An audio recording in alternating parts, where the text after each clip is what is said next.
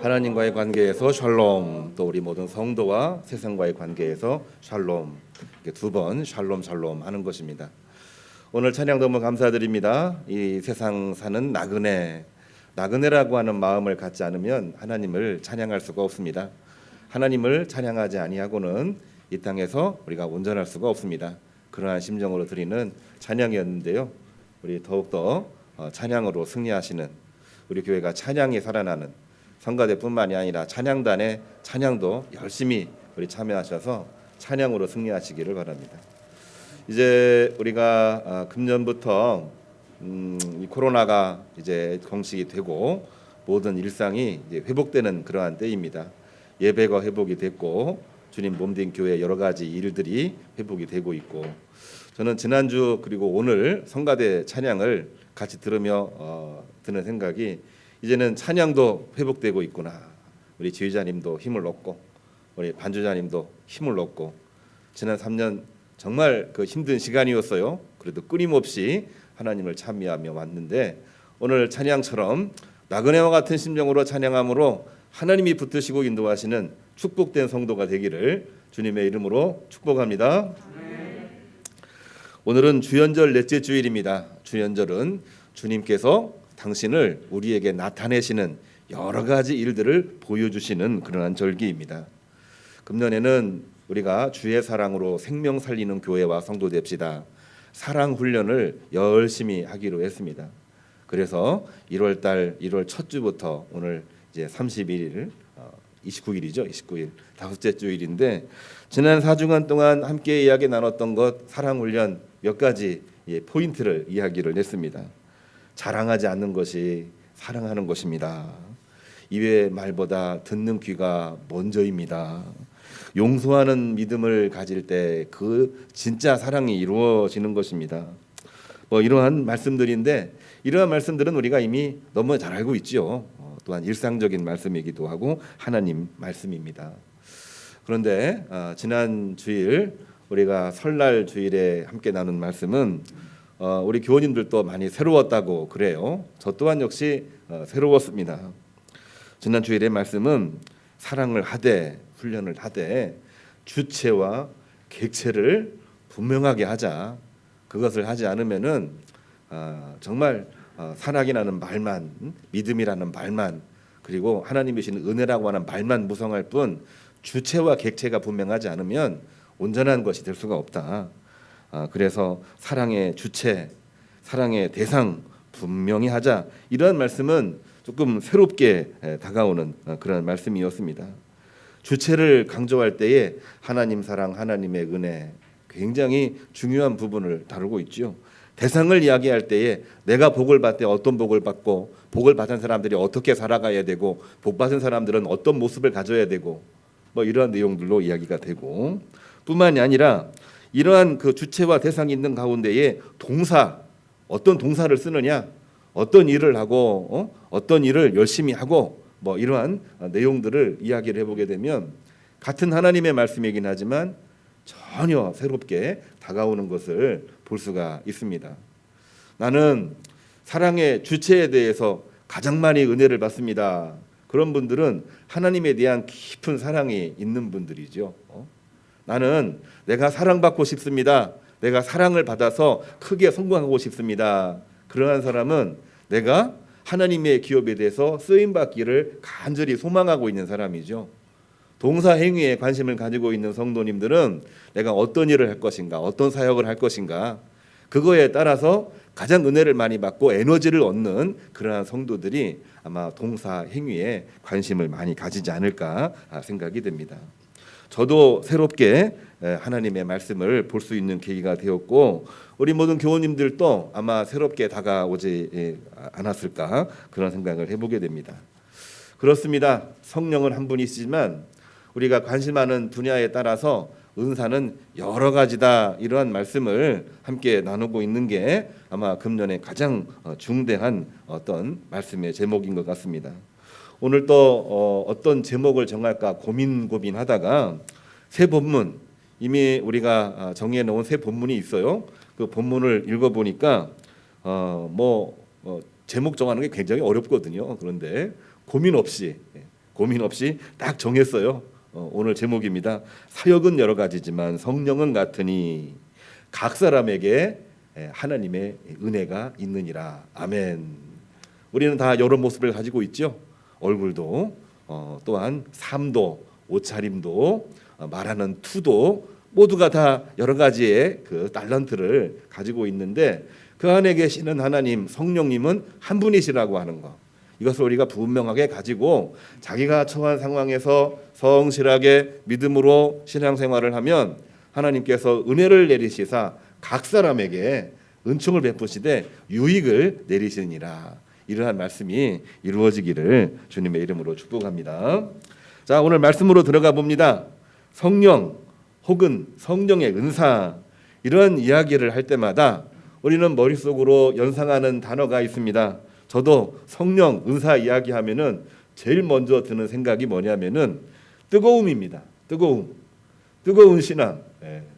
우리가 뜨거운 신앙을 가지고 있나요? 예배 드릴 때에는 형식과 절차에 따라서 아주 일주일 동안 준비해온 모든 이 예배의 내용을 이 시간에 드리기 때문에 뜨거움보다는 절차, 준비됨, 질서 정연한 모습이 주일 예배라고 한다면, 사실은 이제 수요 성경 공부 같은 경우에는 말씀에 집중을 많이 합니다. 말씀 읽고 기도 2, 3분 하는 거. 또 심야기도는 또 다릅니다. 심야기도는 말씀은 간단하게 하고 주신 말씀을 가지고 하나님 앞에 뜨겁게 기도하는 시간이 심야기도 시간이죠. 새벽 시간은 뭡니까? 하나님 말씀 읽고 기도하는 시간도 다 양쪽으로 갖는 시간이 새벽 기도의 시간입니다. 근데 우리가 성령 내지는 은사 이야기할 때마다 가장 많이 머릿속에 드는 것은 뜨거움이에요. 기도하는 거예요. 그리고 크게 큰 소리로 하나님을 외치는 그러한 것입니다. 그렇습니다. 이 성령은 뜨거움으로 우리에게 이미 이미지가 되어져 왔어요. 한국교회 부흥의 원동력이기도 했고 한국교회만의 두드러진 현상이기도 합니다. 우리가 세계 다른 나라 교회들의 이야기도 종종 보긴 합니다만 그들 교회와 비교해 볼 때 한국 교회의 특징은 굉장히 뜨거워요. 그리고 부흥의 원동력이 됐어요. 세계 모든 교회가 한국 교회를 바라봤습니다. 물론 지금은 또 다른 측면이 있기는 하지만 두드러진 현상이기도 했어요. 심지어 어디까지 갔냐면은 이것이 신앙의 표준처럼 이야기가 되기도 했습니다. 이것이 신앙의 스탠다드야. 이렇게 해야 신앙생활 하는 거지. 그렇게까지 자리를 잡았던 것이죠. 근데 그것을 뛰어넘습니다. 유일 신앙이 돼버리고 말았어요. 그렇게 뜨거운 신앙이 아니면은 신앙도 아니야. 뭐 이런 정도까지 이야기가 된 게 뜨거운 성령 이거에 대한 어떤 이미지가 형성이 되어져 있는 것입니다. 그런데요, 우리가 신앙생활은 정말 부분적인 것이 아니라 전체를 봐야 되고 또 전체를 보려고 하는 노력은 하나님에 대해서 우리가 겸허하게 받아들인다는 그러한 측면이 있기 때문에 이 뜨거운 신앙의 장점도 보지만은 단점도 우리가 꼭 짚고 넘어가야 될 부분이 있는 것입니다. 이 뜨거운 신앙이 성령 충만이라고 한다면은 아무런 문제가 되지 않습니다. 사도행전 2장을 보면은 뜨겁게 기도할 때에 그들이 정말 하나님 앞에서 눈물을 흘리기도 했고 회개하기도 했고 소통하기도 했고 기뻐하기도 했고 슬퍼하기도 했습니다. 서로 소통을 했다라고 하는 그러한 이야기죠. 뜨거움도 있었고 거기에는 따뜻함도 있었고 거기는 부드러움도 있었던 것이 사도행전 2장에 나와 있는 오순절 성령 사건으로 우리가 기억을 하고 있습니다. 그런데 그것이 성령 충만이 아니고 다른 것에 충만해 있다라고 한다면은 조금 문제가 달라집니다. 성령 충만이 아니라 개인 충만, 자기 충만, 물질 충만, 세상 시류 충만, 우리가 뭔가 몰입을 하게 되면은 거기에 푹 빠지잖아요. 하나님께 빠질 때에 우리는 성령 충만이라고 하지만 사람에 빠질 때에는 사람 충만이라고 이야기를 하고 세상 시류에 굉장히 많이 민감할 때에는 그러한 세상 충만이라고 이야기합니다. 심지어는 인간에게는 목표가 있어요. 목표를 위해서 오늘 또 다름질을 하고 있습니다. 근데 그 목표에 너무 몰입을 하다 보게 되면은 목표 충만하게 돼서 자기를 통제하는데 여러 가지로 이제 어려움이 생기기도 합니다. 그거 이외에는 다른 거를 모르는 거죠. 그러나 성령으로 충만하게 되면은 하나님이 함께 하시고 하나님이 내 안에 들어오시고 내가 하나님과 동행하는 삶을 살기 때문에 하나님께 충만하게 되면은 다른 모든 일들도 형통할 수밖에 없다라고 기록을 하고 있고 전하고 있는 것이 성경 말씀 아닙니까?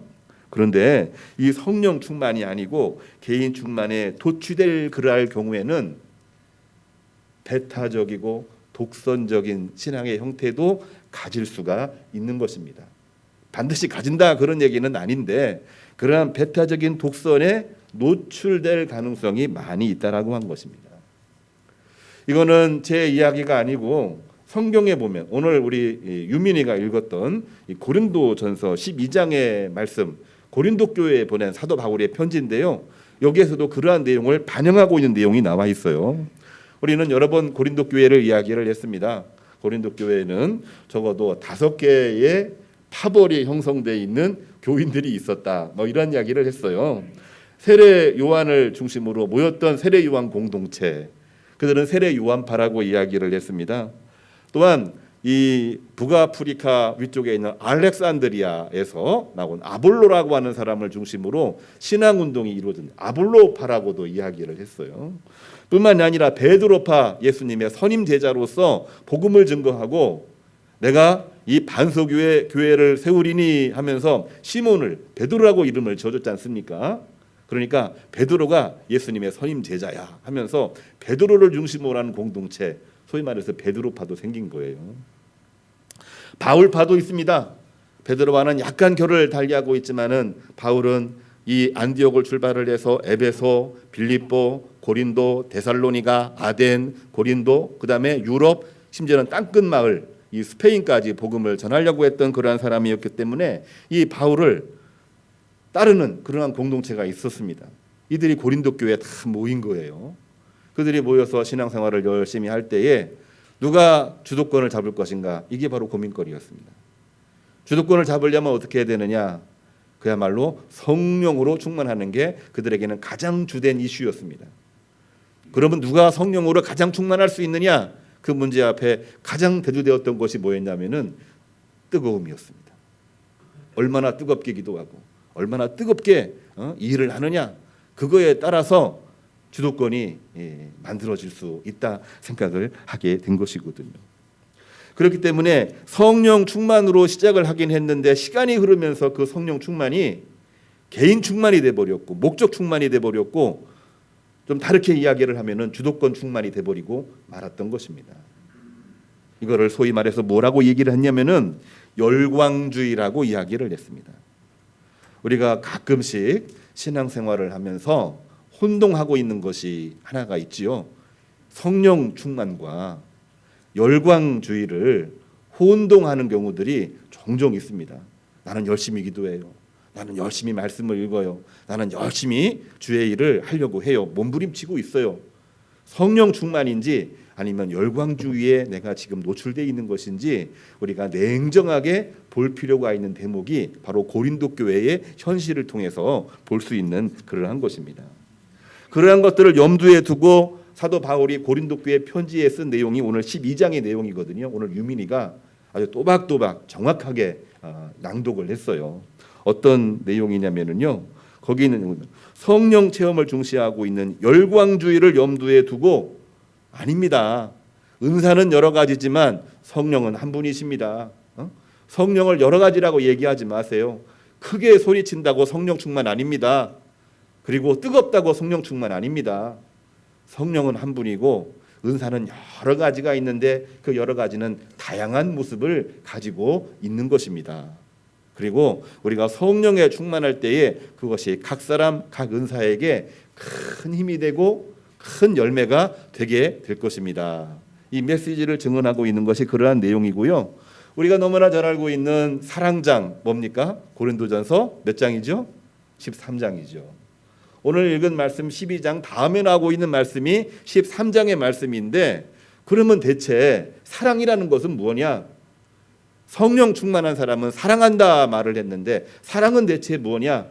사랑은 언제나 오래 참고 사랑은 온유하며 사랑은 자랑하지 아니하며 우리가 1월 달부터 여러 번 이야기를 했던 사랑하는 방법, 사랑 훈련의 몇 가지 키포인트를 이야기했는데 그 안에 다 들어 있습니다. 우리가 알고 있는 것이 전부라고 생각하지 마십시오. 우리가 알고 있는 것은 부분적인 것입니다. 우리가 전체를 알기를 원한다라고 한다면은 하나님을 바라보십시오.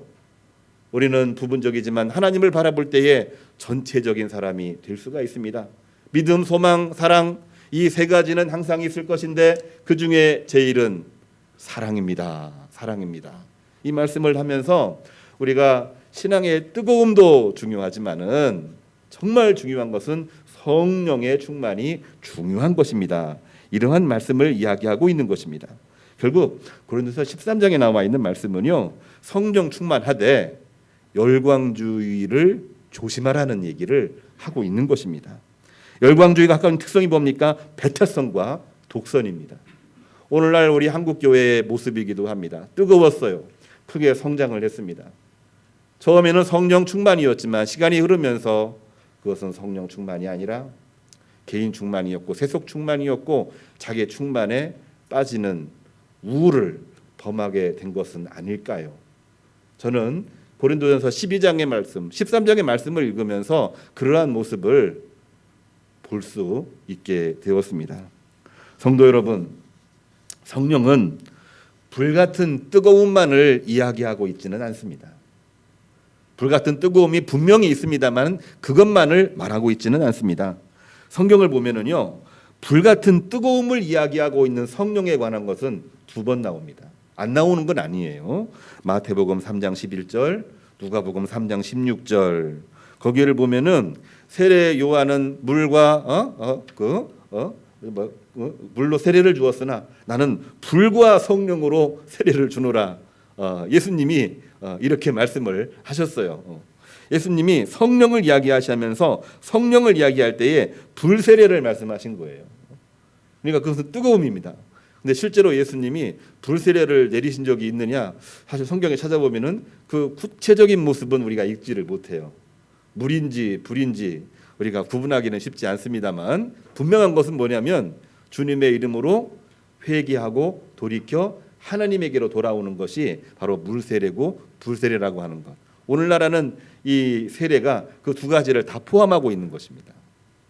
자, 거기에 2번 나와 있어요. 그런데 그 이외에 다른 성령에 관한 말씀을 찾아보게 되면은 이런 뜨거움보다는 다른 말씀들이 많이 들어 있습니다. 오늘 핵심은 여기에 있죠. 이 성령을 우리는 뭐라고 얘기하면은 구약의 히브리어에서는 네페쉬, 루아흐, 발음하기도 좀 어렵습니다.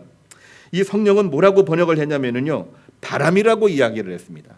하나님의 기운입니다. 하나님의 기운이 바람을 통해서 우리에게 임재하시는 거예요. 호흡이라고 이야기를 했습니다. 우리의 호흡으로 하나님의 기운이 들어오는 것입니다. 그것을 성령이라고 표현을 했어요. 신약 성경을 보게 되면은 마태, 마가, 누가, 요한복음, 그러니까 공관복음서 3개하고 마지막 4번째 복음서 이 요한복음의 이 성서 기자들은요, 성령을 뭐라고 이야기를 했냐면은 성령이 비둘기같이 임하신다. 그렇게 표현을 했습니다. 성령이 어떤 건지는 눈에 보이지 않지만 우리에게 임하실 때에 비둘기 같은 모습으로 우리에게 임하신다. 그런 말씀을 이야기해주고 있는 겁니다. 여기에서 비둘기의 상징이 뭐냐? 바로 평화의 상징으로 오늘날까지 이미지화된 것을 우리는 볼 수가 있는 것이죠. 우리가 성경 이외에도 찬송가에 보게 되면은 이 성경의 근거에서 찬송을 지었는데 빈들에 마른 풀같이 시들은 나의 영혼, 우리의 시들은 영혼을 소생케 하는 담비로서 성령을 말씀해 주시고 있는 것입니다. 성령은 뜨거움을 분명하게 이야기하고 있지만은 뜨거움만 이야기하지 않습니다. 성령은 뜨거움보다도 오히려 우리 마음속을 평안하게 해주시는 하나님의 샬롬이 그 안에 들어가 있고요. 비둘기같이 부드럽고 비둘기같이 정말 소통하고 비둘기같이 우리 마음을 편안하게 해주는 그러한 의미가 그 안에 더 많이 들어가 있는 것입니다. 불같은 성령이 우리의 신앙생활에 뜨거운 감동이라고 한다면 그건 부정할 수가 없죠. 그건 뜨거운 감동입니다. 그런데 비둘기 같은 성령은 무엇입니까? 비둘기 같은 성령, 불같은 성령과는 대비가 되는 이 비둘기 같은 성령은 뭐냐면요, 하나님의 주권적인 활동입니다. 하나님의 독자적인 활동이에요. 우리 인간과는 완전히 초월하신 하나님의 독자적인 활동을 우리는 비둘기 같은 성령이라고 이야기를 하고 있습니다. 예수님이 세례를 받을 때에 저 하늘에서 성령으로 임재를 하시는데 비둘기같이 임재하셨다. 내 사랑하는 자요, 내 기뻐하는 자니. 하나님께서 성령을 통하여 예수님이 세례 받으실 때에 비둘기의 모습으로 내려오셨다는 말씀을 주시고 있는 것입니다. 인간의 개입이 들어가 있지 않습니다. 하나님이 우리에게 독자적으로 임재하신 거예요. 우리 그런 신앙 경험이 있습니까? 나는 믿음 생활, 신앙 생활 잘합니다. 그건 내 고백이죠. 그런데 우리가 기도하면서 하나님의 음성을 듣습니다. 내가 너를 지키고 있다. 너는 특별하단다. 내가 너를 불렀단다. 예레미야에게는 분명하게 말씀을 하셨습니다. 내가 나를 안다고? 아니야. 내가 나를 아는 게 아니라 내가 너를 알아. 내가 너를 복중에 지기 전에 너를 알았고 너는 태에 있을 때부터 내가 너를 열방의 선지자로 예비했던 사람이야. 이러한 말씀으로 예레미야 1장 1절로부터 4절까지 기록되어 있는 것을 우리는 보게 되는 것입니다. 그렇습니다. 하나님의 독자적인 활동을 말하고 있는 것이 비둘기같이 임하고 있는 성령의 활동을 말하고 있는 것이기 때문에 단순히 뜨거움만이 성령의 활동이라고 생각하는 것은 우리가 가지고 있는 집착일 가능성이 많이 있습니다. 양면이 다 있는 것이지요. 오히려 신앙의 성숙됨을 이야기할 때에는 뜨거움도 있지만은 오히려 차분함과 냉정함이 그 안에 더 있을 수 있는 것입니다. 우리가 교회 역사, 세계 역사를 보면 종교 개혁을 우리는 빠뜨리지 않고 이야기를 하고 있습니다. 종교 개혁의 원동력이 뭐냐면은 다름이 아닙니다. 시공간을 뛰어넘어서 생명을 살리시는 하나님의 자유로운 활동입니다. 그렇기 때문에 율법이 중요하지만 율법주의에 빠졌을 때 그거를 깨트리고 하나님의 성령으로 종교를 개혁했고 교회를 개혁했고 우리의 믿음까지도 개혁하면서 오늘까지 오게 된 것인데 그 근거가 뭡니까? 그건 다름이 아니라 성령을 근거로 두고 있습니다. 뜨거움도 있지만 오히려 비둘기 같은 냉정함과 부드러움이 그 안에 있는 것입니다. 그렇기 때문에 성령의 은사를 한쪽 특별히 뜨거움에 집중하는 것은 한쪽으로 치우치는 것임을 우리는 부인할 수가 없는 것입니다. 하나님은 모든 인간의 경험과 현상을 통해서 역사하고 계십니다. A라는 사람을 통하여서 역사하고 B라는 사람을 통하여 역사해야 돼요. A라는 사람과 B라는 사람이 서로 반목하고 있을지라고 하나님은 그 양면을 통해서 역사를 하시는 겁니다.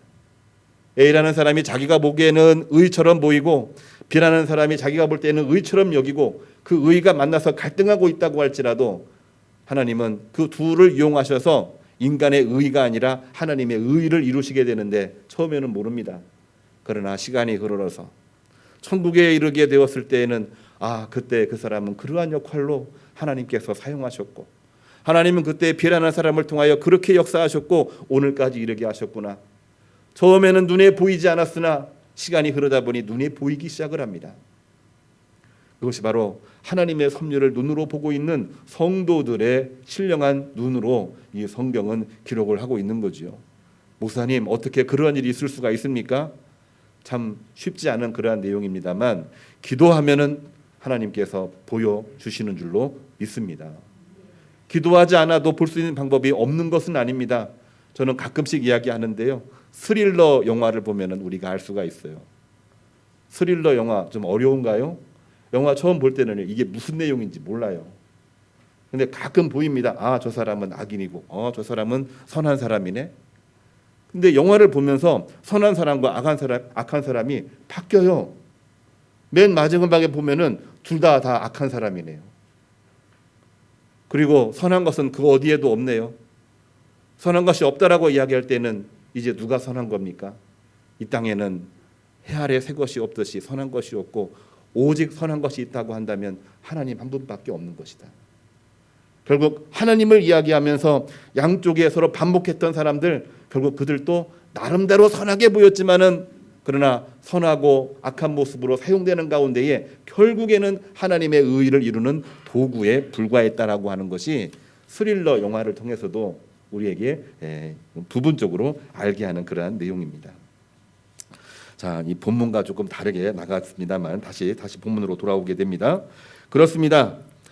고린도전서 12장 오늘 유빈이가 읽은 말씀은요, 다양한 은사의 직분을 성령의 활동으로 이야기를 합니다. A라는 사람, B라는 사람, C라는 사람, D라는 사람. 우리 교회도 그러한 사람들이 다 같이 모여 있는 그러한 교회입니다. 그 모든 것이 다 성령의 활동입니다. 개인에 충만하지 아니하고 성령에 충만하면은 눈으로 볼 수 있고 보일 수밖에 없는 것입니다. 그거를 발견할 때에 우리는 사랑 훈련의 정점에 이른 것이라 저는 오늘 말씀을 통해서 증언을 하고 싶은 것입니다. 사도 바울은 이렇게 얘기합니다. 사람에게 다 다른 은사를 주셨습니다. 어떤 사람에게는 지혜의 말씀을 주셨습니다. 어떤 사람에게는 지식의 말씀을 주셨습니다. 심지어 어떤 사람에게는 예언의 은사를 주셨고 분별하는 은사를 주셨고 방언의 은사를 주시기도 했고 또 어떤 사람에게는 특별히 방언을 통역할 수 있는 그러한 은사까지도 주신다 했습니다. 다 내가 최고야라고 말할 수 있다라고 과연 말할 수 있을까요? 결국에는 아무것도 될 수가 없습니다. 다툼밖에 없는 것입니다. 주 안에서 이 모든 은사가 하나가 될 수 있는 유일한 방법은 성령 안에서 이 은사를 활용하고 자신을 낮추고 겸허하게 하나 되려고 몸부림을 칠 때 성령 충만이 되는 줄로 믿으시기를 주님의 이름으로 축복합니다. 다시 말해서 각자 고유 은사를 특권화해서는 안 됩니다. 다른 은사 앞에서 위계 서열화해서도 안 됩니다. 내가 더 훌륭한 은사를 가지고 있어. 그것은 굉장히 위험한 생각인 거죠. 서로 교통하며 조화를 이루는 것이 하나님의 역사이기도 하고 하나님의 사랑 방법입니다. 우리에게 가르쳐 주신 사랑의 방법이기도 합니다. 성령의 은사는 오늘날 주님의 몸된 교회를 상징하고 있습니다. 그리고 우리 교회의 존재 방식을 말씀해 주기도 합니다. 지체가 한 몸을 이룬다고 하는 이론, 이거는 성경에 나옵니다만 성경에만 나오는 이야기는 아닙니다. 이미 오래된 옛날 그리스, 로마, 그레코 로망 이 철학에도 나와 있는 내용이에요. 특별히 로마가 세계를 지배할 때에 모든 길은 로마로 통한다. 로마가 세계를 지배하려고 하는 지배 철학, 지배 정치학, 지배 이데올로기를 만들 때에 이 이론을 사용하기도 했습니다. 지체가 다 모여서 한 몸을 이룬다. 한 몸이 누구냐? 우리 로마야. 로마의 황제야. 이런 얘기할 때에 이 이론을 사용하기도 했어요. 근데 거기에는 뭐가 들어가 있느냐? 우리가 가장 싫어했던 단어가 들어갑니다. 로마 특권화했습니다. 로마 이외의 다른 지방 조직들을 위계 서열화했습니다. 그래서 그 이론은 역사에서 사라지고 마는 것입니다. 성경은 어떻게 기록이 되어져 있느냐? 사도 바울은 고린도 교회를 향해서 오늘 고린도서 12장에 나와 있는 그러한 말씀인데요. 전혀 다르게 말하고 있습니다. 약하고 볼품없는 지체, 다시 말해서 유한적인 지체가 서로 연결된 한 몸입니다. 특권이 있지도 아니하고 위기에 서열화되어 있지도 아니하고 서로 연결된 한 몸이라고 이야기합니다. 다 같이 장점도 가지고 있지만 단점을 가지고 있는 유한적인 존재라고 하는 것으로 한 몸이 된 것이라는 얘기입니다. 다른 식으로 설명하면 한 지체가 고통을 당하면 모든 지체가 고통을 받는 것입니다. 한 지체가 영광을 얻으면 모든 지체가 함께 영광을 얻습니다. 로마의 지대 올록이는 아닙니다. 저 식민지가 고통을 받으면 로마에 있는 황제는 너무나도 호사스럽게 사는 것입니다. 이 내용과는 전혀 다른 이야기가 한 지체가 고통을 받으면 몸 전체가 힘들어합니다. 한 지체가 영광을 받으면 모든 지체가 영광을 받습니다. 오늘 고린도서 12장에 나와 있는 그런 말씀인 것이죠. 이 이야기는 과연 어떤 이야기입니까? 우리 자신을 존귀한 존재로 여김과 동시에 다른 사람을 존귀한 존재로 여길 수 있는 믿음이 우리에게 필요한 겁니다. 언제 가능하냐? 성령으로 충만할 때입니다. 개인 충만이 아니라 세속 충만이 아니라 목적 충만이 아니라 성령으로 충만할 때에 이것이 가능하게 되는 것입니다. 이것이 바로 주님의 몸된 교회의 기본 원리가 되고 있는 것입니다. 이것이 확립이 되어져 있을 때에 오늘 같이 읽었던 말씀, 하나님은 모세의 장인 이드로를 통해서 모세에게 이야기를 합니다. 내가 그렇게 열심히 하고 있는데 내가 힘든 거 다 안다. 근데 이제부터는 그 일을 나누어서 공유하면서 해라. 1000부장을 만들고 100부장을 만들고 50부장을 만들고 10부장을 만들어서 그 일을 나누어서 하게 하라. 그 일은 위계의 서열화가 아닙니다. 특권화도 아닙니다. 그야말로 서로 소통하면서 하나님의 백성, 출애굽 백성을 가나안 땅에 들어갈 수 있는 복된 백성으로 만들라라고 하는 하나님의 명령이기도 한 것입니다. 주님도 그 말씀을 하셨습니다. 12제자를 부르시는 내용이고 오늘 교회학교 학생들은요 그 말씀을 오늘 들었어요. 여러 종류의 사람들을 제자로 부르시는데 12명을 부르십니다. 다 다릅니다. 다 다르게 모양으로 부르셨고 사용하실 때에도 다 다르게 사용을 하고 계세요.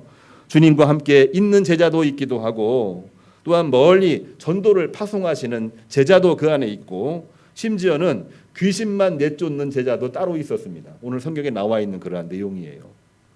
귀신 쫓는 사람 무서워. 머리가 조금 경계심을 가질 수도 있는데요. 그러한 분들도 있었다라는 얘기를 하고 있는 것입니다. 주님 몸된 교회는 사도행전 2장에 나와 있는 성령 강림과 서로 소통하는 현실을 말해주고 있는 겁니다. 우리가 사랑 훈련 잘 하려면은요 4번째 키워드입니다. 성령으로 충만해야 됩니다. 아멘. 성령으로 충만해야 됩니다. 그러할 때에 모든 일이 이루어집니다. 저도 열심히 하려고 하다 보니까 성령 충만하다가 개인 충만할 때가 있고 어떤 때는 권위 충만할 때가 있더라고요. 저는 그게 성령 충만인 줄 알았습니다. 근데 시간이 지나 보니까 성령 충만이 아니라 개인 권위 충만에 빠져 있었던 거죠. 종이 한 장 차이입니다. 내가 끊임없이 하나님 앞에 기도하고 무릎 꿇지 아니하고는 그거를 극복할 수가 없어요. 베드로도 우를 범했습니다. 화나니까 분기를 드러냅니다. 모세도 실수했어요. 하나님이 나를 통해서 출애굽시켰는데 이 백성이 그렇게 원망을 한단 말이야. 바위를 한 번 치면 될 것을 2-3번 침으로 말미암아 하나님의 진노를 사게 되는 이야기도 모세를 통해 나오는 거죠. 성령 충만이 아니라 어느 충만에 빠지는 겁니까? 개인 권위 충만에 빠졌을 때에 벌어지는 것입니다. 그렇기 때문에 오늘 읽은 말씀은요 다름이 아닙니다. 배타적인 특권과 독선을 경계하는 것이 우리가 사랑훈련의 4번째 키워드라고 하는 것입니다. 모든 지체들은 저마다 자기 존재의 몫을 소홀히 여겨서는 안 될 것입니다. 매우 귀하게 여겨야 됩니다. 내가 소홀히 여기면 다른 성도들도 소홀해집니다. 우리는 매일 주일 성수를 하지만 개인의 익명성을 보장받고 싶은 사람들만 모인다고 한다면 교회는 생명력을 잃습니다. 제 몫을 감당을 해야 우리가 존귀한 존재가 되고 협력하여 하나님이 역사하시는 그 역사의 활동을 할 수가 있는 것이죠. 교회는 소수 몇 사람에 의해서 좌지우지 돼서는 안 되는데 익명성을 가지고 오는 교인들이 생기면은 그렇게 될 수밖에 없습니다. 그런 분들은 관리 대상밖에 안 되는 거죠. 은혜를 입어야 되는데 은혜 입을 기회를 놓치는 거죠. 교회 나와서 예배드리고 가는 것을 우리는 뭡니까? 은혜를 입고 승리하기 위해서 이 자리에 온 거 아닌가요? 승리하려면은 하나님과의 깊은 소통이 있어야 되고 그 소통 가운데에서 성도 간에 축복하고 또한 위로하고 함께하는 힘을 통하여 성령의 역사를 체험하는 것이 중요한 거 아니겠습니까? 그런데 그러한 것을 하지 않으면은 아무것도 할 수가 없는 것입니다. 오늘날 한국교회 힘을 잃었다고 이야기를 합니다. 성도들이 적지 않음에도 불구하고 굉장히 많습니다.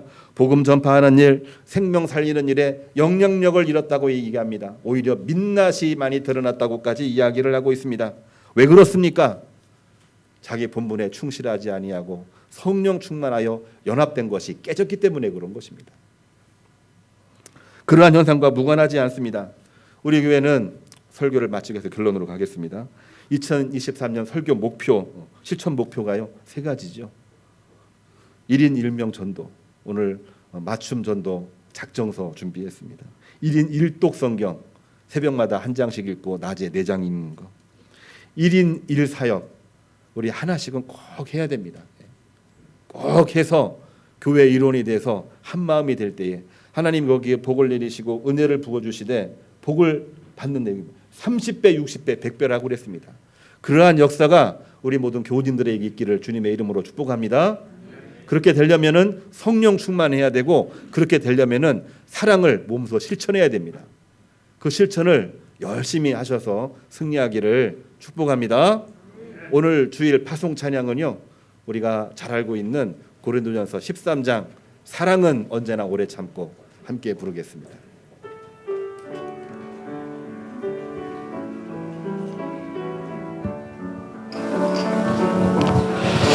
사랑은 언제나 오래 참고